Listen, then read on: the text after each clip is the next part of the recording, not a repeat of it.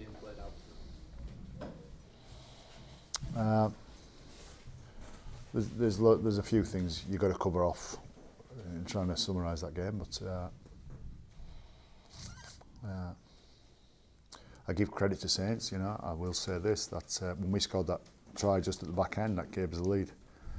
I did think to myself, I wonder what Saints have got. If they're regarding themselves as genuine title contenders. And to be fair to Saints, they came up with the goods there.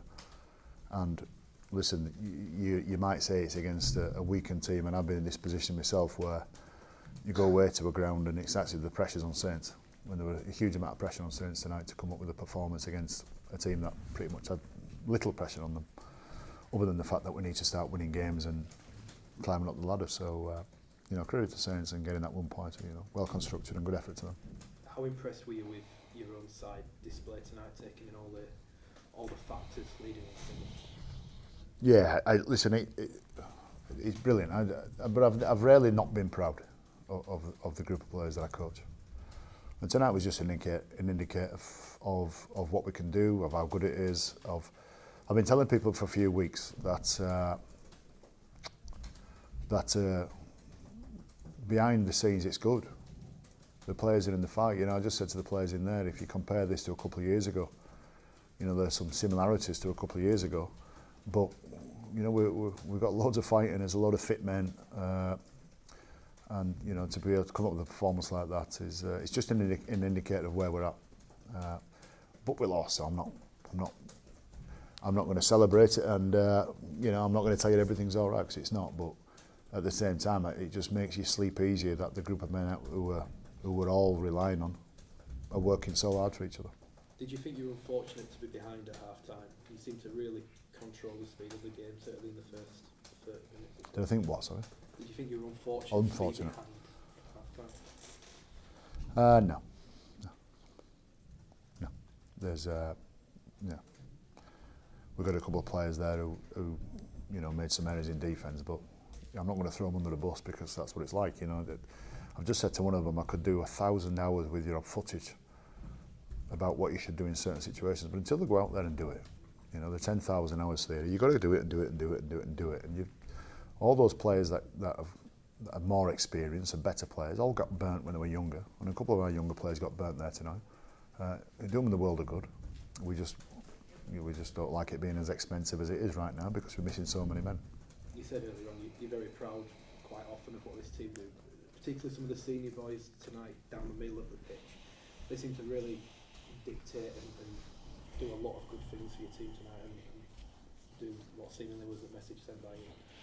Yeah, listen, I'm proud of just how they go about things. I'm proud when we lose. Not happy at times, but I'm proud when we lose. I'm proud that we don't win. I'm proud that we don't blame the referee. I'm proud that we as a club don't blame the weather, or we just take it on the chin. And people like Ryan Hall, Adam Cuthbertson, Mitch Garbutt, some of those more senior guys, Mullally, Ferris, really stood up and took note. But I've got to tell you, I thought Jack Walker was outstanding. Josh Walters, pretty much laid a really good foundation. But Brad Dwyer came on and was very effective for us. Cam Smith came on and come up with a couple of big players there, didn't he? So it's one of those that it's in the bank. Again, we lost.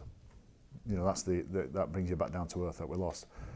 But for this team that's letting go of the golden generation and starting its own process and going through a process, and there's no finality to that as well. It's not like by midway through 2019 this new generation will be complete. It's a continues to develop, and losses like that, they're going to be great. It's a great coaching tool, this one, for us.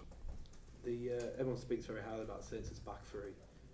How pleased were you with the way that the kicking game was executed tonight and nullifying them, certainly in back play?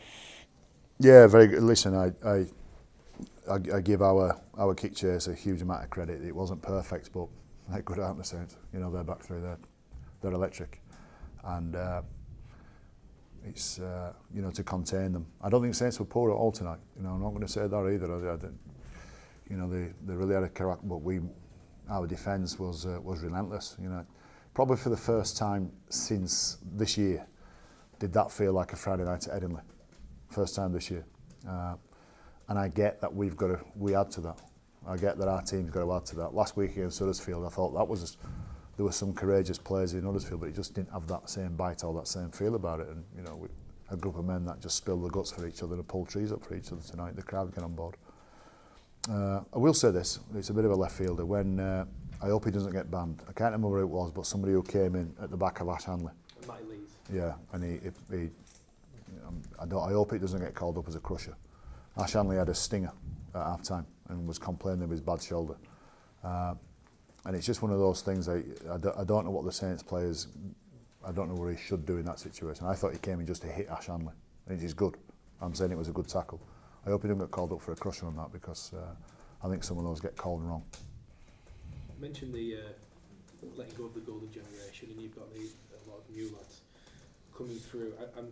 I'm assuming it requires some patience from where you are, but at the same time, when you see performances like that individually and collectively, it must be quite reassuring to see the progress that is being made by this squad. Well, they've got to get it. Yeah, they've got to get it. You hope the young fellas get it. And we have to be patient, but at the same time, we're rushing them along at the same time.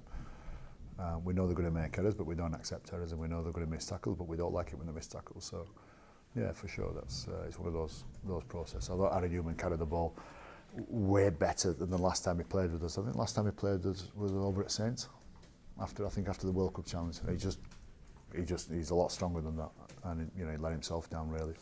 And tonight he looked like a player who can handle Super League, and bear in mind who he's up against as a centre. He's had a good night. And at the same time, there's a couple of errors in there which he will massively learn from. It's great.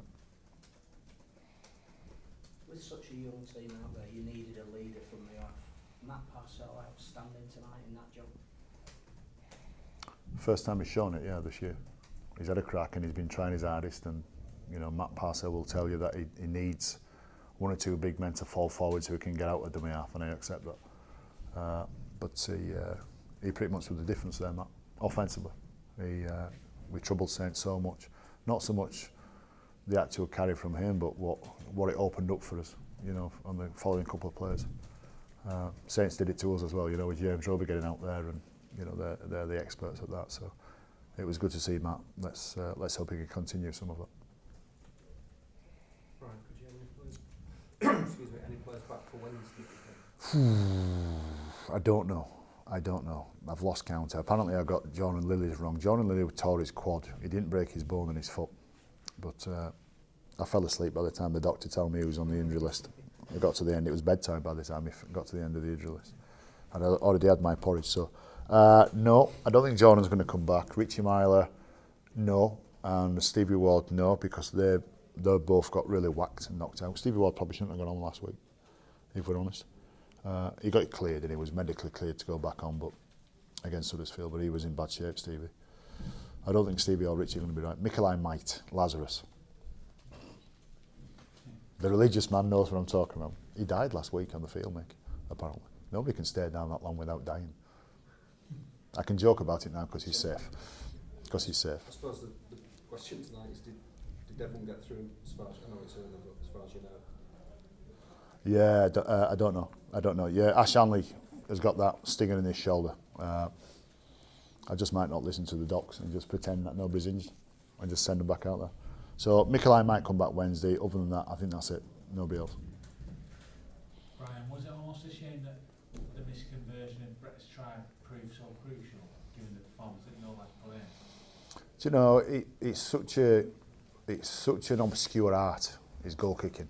I don't think you've ever heard me blame anybody for goal kicking. I don't think I've ever put a loss down to a goal kick. There's so many variables involved in goal kicking.